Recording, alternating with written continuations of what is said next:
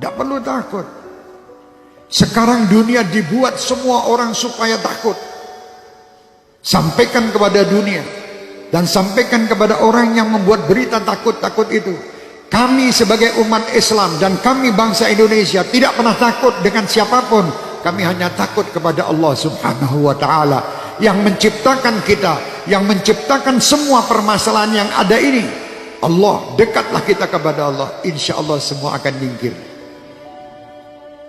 Bingung sekolah Indonesia ini, dunia semua dengan corona.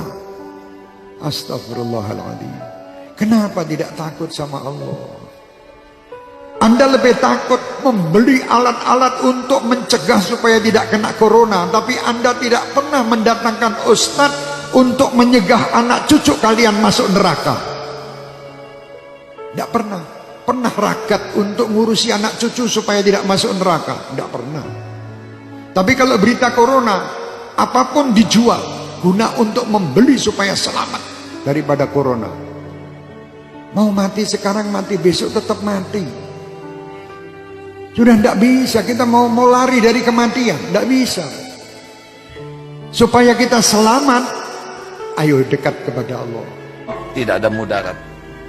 Siapa yang meninggal kena virus, pasti yang sudah ditetapkan Allah harus meninggal pada waktu yang ditetapkan. Didatangkan malaikat pencabut nyawa atas perintah Allah, lewat sakit kena virus. Tanpa kena virus itu pun yang meninggal tiap waktu tetap terjadi. Lalu apa yang harus kita lakukan? Apakah kita panik? Jangan. Panik tidak menyelesaikan masalah.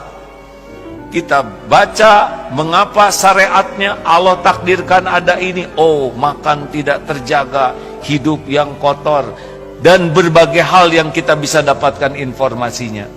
Efeknya, sempurnakan syariatnya, hidup bersih, makanan bersih, sikap bersih, plus doa yang banyak. Karena virus itu tidak akan menyentuh kita tanpa izin pemilik diri kita. Tubuh ini milik Allah hadirin, bukan milik kita.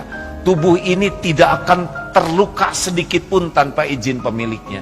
Tubuh ini tidak bisa mati kecuali dengan izin pemiliknya, Allah Subhanahu wa ta'ala. Oleh karena itu, mendengar virus corona, yang harus diingat bukan virusnya, tapi pencipta, penguasa, pemilik segala-galanya, Allah Subhanahu wa ta'ala. Dan kita harus tahu bahwasanya musibah itu bisa Allah timpakan kepada siapa saja. Fitnah itu akan bisa Allah timpakan kepada bukan orang yang berbuat zalim. Yang la tusiban alladziina dzalamu minkum khassah, tidak akan menimpa kepada orang yang bermaksiat saja, tidak. Bisa saja yang ridho dengan orang bermaksiat akan ketimpa juga. Mungkin semacam itu. Jadi ada sebuah tempat dia melakukan kemaksiatan lalu Allah timpakan musibah. Orang berimannya kena. Cuman buahnya orang beriman ini nanti tetap selamat di akhirat. Baik. Jadi semacam itu, musibah akan selalu ada. Hari ini ada ini, ada itu, kan selalu ada. Dan musibah dihadirkan oleh Allah bukan karena Allah tidak mampu untuk mengangkatnya, untuk mengangkat orang yang sadar kalau itu musibah dan bagaimana menyikapi musibah. Jadi Allah yang mengangkat derajat seorang hamba itu bermacam-macam cara. Ada jadikan ahli ibadah, kaya raya, sedang menderma, punya ilmu, jadi ulama, dan seterusnya. Ada dikasih sakit, kasih bencana, macam-macam. Itu kan kisah dunia. Kalau pengen nggak ada ujian, nanti masuk surga, nggak ada ujian. Baik.